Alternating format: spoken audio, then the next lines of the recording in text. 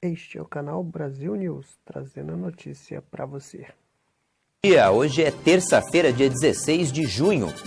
Os Estados Unidos registraram o segundo dia seguido com menos de 400 mortes pela Covid-19. França reabre restaurantes e pontos turísticos. O Brasil tem quase 44 mil mortes pela doença.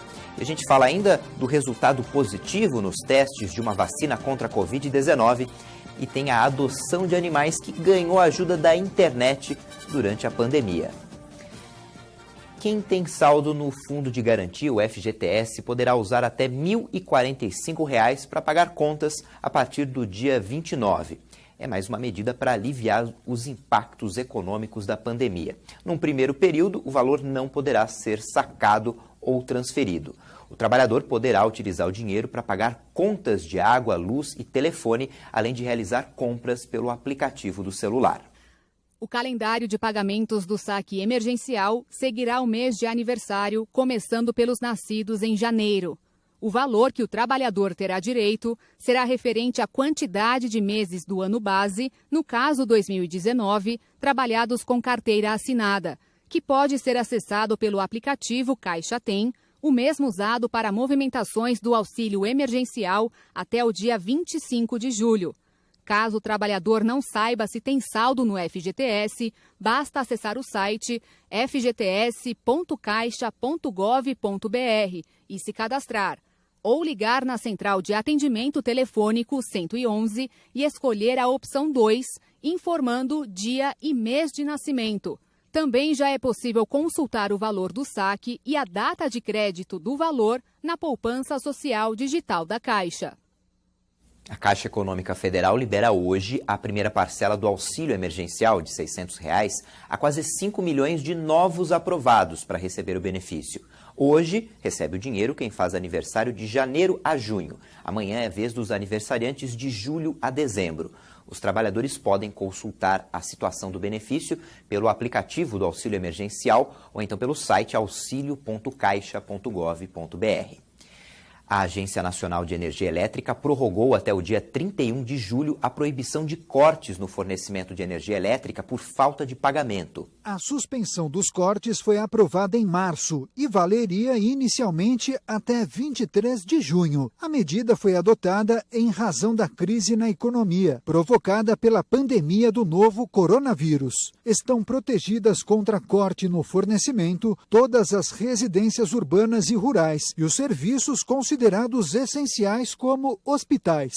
A resolução de março, que suspendeu os cortes, também autorizou outras medidas, entre elas a permissão para que as distribuidoras de energia emitam fatura levando em consideração o consumo médio dos últimos 12 meses e para que o consumidor faça a própria leitura dos medidores. A proposta da ANEEL, que passará por consulta, prevê a proibição de corte de energia até o dia 31 de dezembro para famílias de baixa renda, consumidores que estão em locais onde houve suspensão do envio de fatura impressa pela distribuidora, consumidores que estão em locais onde não há posto de arrecadação, como lotéricas e instituições financeiras, e consumidores que têm equipamentos essenciais à vida.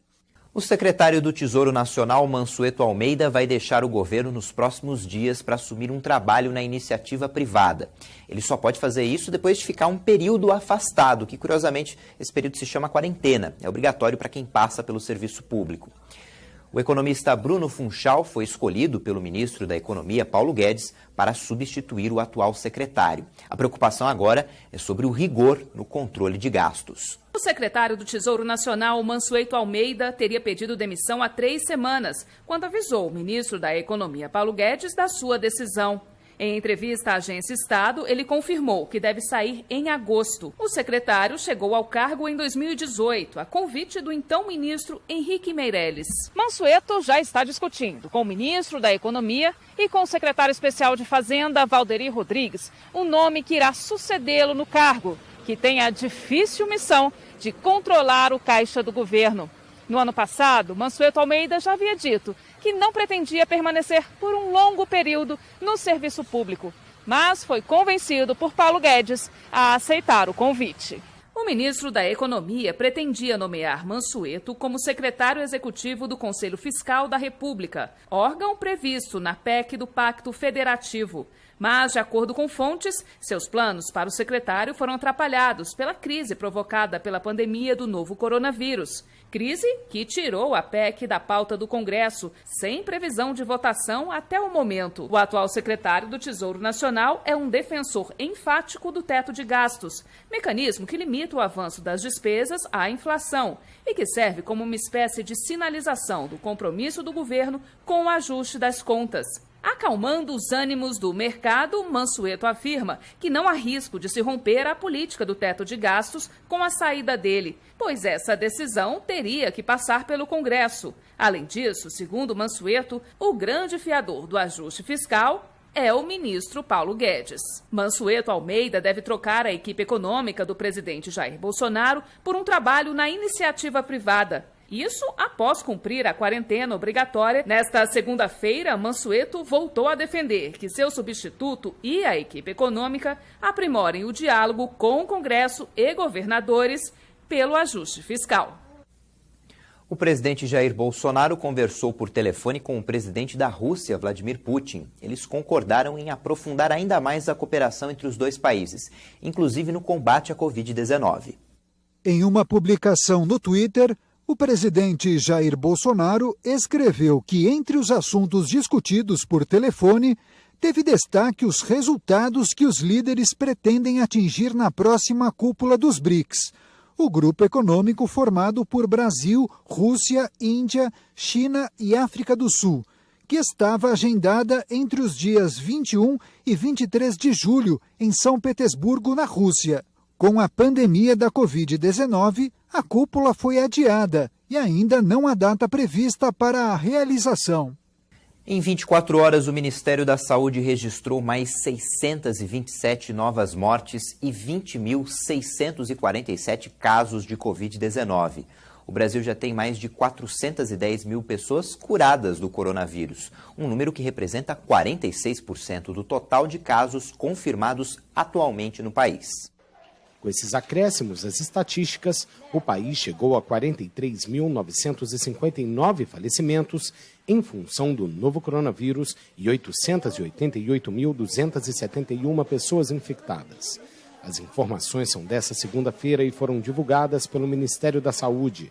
Um estudo divulgado no mesmo dia, que envolveu pesquisadores do Brasil e do Reino Unido, mostra que o novo coronavírus já circulava no país antes da adoção de medidas de isolamento social. A pesquisa identificou que entre 22 e 27 de fevereiro, 3 tipos do vírus conseguiram se estabelecer no país antes das medidas para restringir o contágio. O primeiro caso foi confirmado em São Paulo no dia 24 de fevereiro, em um homem que tinha voltado de viagem da Itália. As primeiras medidas de isolamento social só foram adotadas a partir de 16 de março e a quarentena com fechamento de serviços não essenciais no dia 24 do mesmo mês. Um estudo apontou que o novo coronavírus, portanto, já circulava no Brasil antes da adoção de medidas de isolamento social no mês de março. Um estudo que envolveu pesquisadores do Brasil e do Reino Unido mostra que o novo coronavírus já circulava no país antes da adoção de medidas de isolamento social. Para fazer a análise, o grupo mapeou 427 genomas do vírus no Brasil a partir dos dados de 7,9 mil amostras de laboratórios públicos e privados. O estudo identificou 3 tipos do vírus, provavelmente vindos da Europa.